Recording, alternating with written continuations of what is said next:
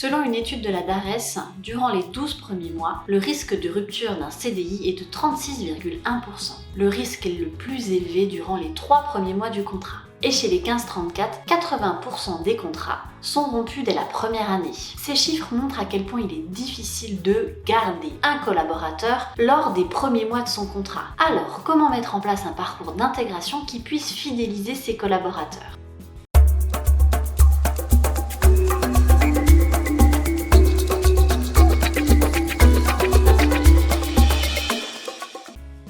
Bonjour à tous et bienvenue dans cette nouvelle vidéo où nous allons parler du parcours d'intégration qui est un vrai levier de fidélisation des collaborateurs. Comme dans toute relation, les premiers instants sont cruciaux. Il est nécessaire de faire bonne impression et surtout n'oublions pas qu'avec les générations qui arrivent, il sera nécessaire aussi d'apporter un autre regard sur le travail que celui de la rémunération. Il faudra lui montrer que vous vous intéressez à lui, à ses attentes, à ses besoins et donc à créer aussi un parcours de formation sur mesure dès son intégration.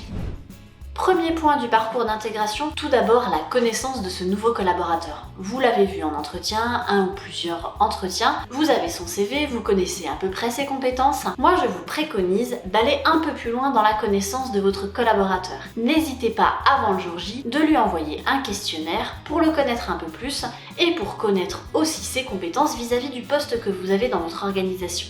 Avez-vous aujourd'hui une grille de positionnement pour l'ensemble de vos postes ? Si ce n'est pas le cas, je vous préconise de prendre vos fiches de mission et vos fiches de poste et de créer ces grilles de positionnement et de connaissance de vos collaborateurs. N'hésitez pas à y ajouter des questions ouvertes afin que le collaborateur puisse lui-même donner un certain nombre d'informations. Vous pouvez aussi créer des échelles de notation afin que le collaborateur se positionne donc par rapport aux compétences, qu'elles soient des compétences techniques ou qu'elles soient des compétences douces. Une fois que vous avez ces éléments-là, vous allez pouvoir créer votre parcours de formation individualisé et sur mesure.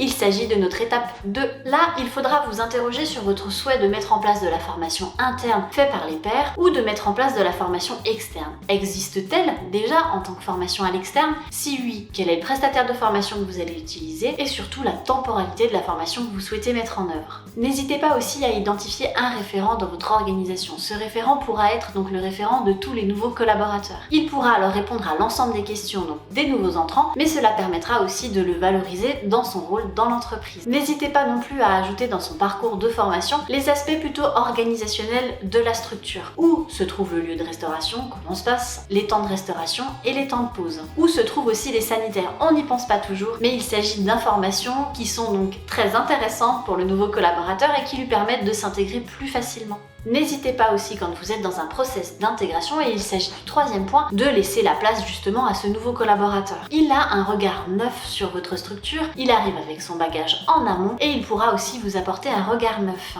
N'hésitez pas à lui demander de construire un rapport d'étonnement. Alors aujourd'hui je constate que c'est peu fait dans les entreprises, mais laissez la place au collaborateur de s'exprimer sur vos outils, sur vos méthodes, parce qu'il a déjà un bagage en amont qui pourra vous apporter et qui pourra améliorer votre organisation d'entreprise. Ne lui demandez pas de faire un rapport d'étonnement et vous n'en ferez rien ensuite. N'hésitez pas à créer un temps d'échange autour de ce rapport d'étonnement afin de construire peut-être des pistes d'amélioration pour votre organisation. De la même manière, n'attendez pas 6 mois pour ce rapport d'étonnement, mais plutôt au maximum, j'ai envie de dire 2 mois. Vous serez alors dans une démarche de valorisation du nouveau collaborateur sur sa capacité à faire grandir l'entreprise. Avec ces différentes actions, vous engagerez immédiatement le nouveau collaborateur dans l'organisation et dans le développement de l'entreprise. Vous montrez aussi votre capacité à mettre en place un système de formation individualisé.